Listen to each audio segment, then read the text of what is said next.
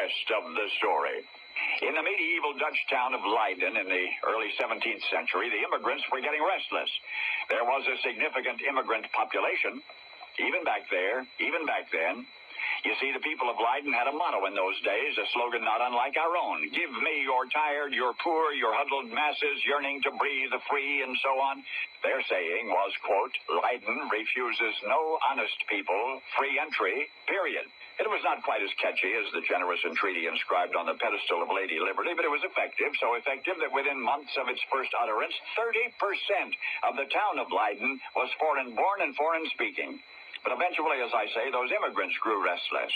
And the issue was tolerance, for the immigrants had come to Leiden in the first place, fleeing intolerance elsewhere in the world. In other words, these were the unwanted, the unappreciated, even the persecuted from other shores, seeking a society which would welcome them as they were, instead of insisting on conformity to local custom. But after only a little more than a decade in warm, welcoming, tolerant Leiden, the tolerated immigrants lost their own tolerance for their new home.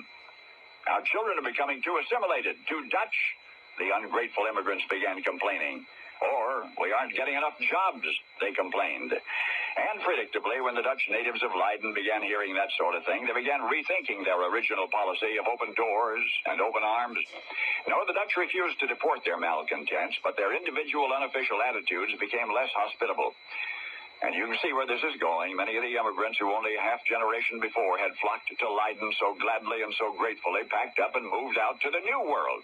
So, after the so-called pilgrims wore out their welcome in Leiden, Holland in 1620, a handful of them got into a shaky little boat, sailed across the sea to Plymouth Rock, but there was a stowaway aboard the Mayflower, and that unseen passenger was the culture of Leiden itself. For despite their relentless struggle for originality, the pilgrims brought with them to their new home in North America a collage of customs which Americans recognize and revere to this day. The civil registration of marriages, for example, which initiated the then unique concept of separation of church and state. Almost 2 centuries later, John Quincy Adams would cite the Mayflower Compact as the foundation for the United States Constitution. But did he know that the United Colonies, which the Pilgrims established in New England in 1643, the consolidation of semi-independent jurisdictions into one nation, that was based on a form of federal government that they had first observed in the Netherlands, the United Provinces. And one thing more, back in Leiden, there was a particular celebration. It was a day commemorating the end of the Spanish siege against the city in 1574. It was sort of like our 4th of July, but the focus of those Dutch festivities, instead of fireworks, was gratitude. Thanksgiving Day, it was called.